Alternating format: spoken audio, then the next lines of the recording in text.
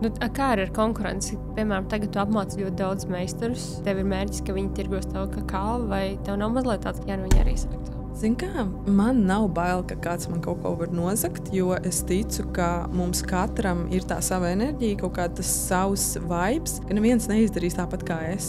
Varbūt kāds izdarīs citādāk, un tas pievilks citus cilvēkus. Manuprāt, tas lielais mērķis, kas man ir vienkārši dalīties ar tām zināšanām un dalīties ar to, kas tas tāds vispār ir, jo, kā mēs zinām, ir vieglāk ieiet tirgu, kur cilvēki jau par to produktu zina, nekā sākt pilnīgi tā kā no nulles, un tur baigo jaunumu mēģināt ieviest tirgu, kur nevienam nav izpratni par to, kāpēc man to vispār vajag. Tāpēc, jo vairāk cilvēki zinās to, jo vairāk cilvēki to lietos, tad jau viņiem būs interese vismaz paskatīties, kas ir tas mans. Es neticu, ka kāds man kaut ko var atņemt. Prieks dzirdēt, otrais viesis jau, kas to saka.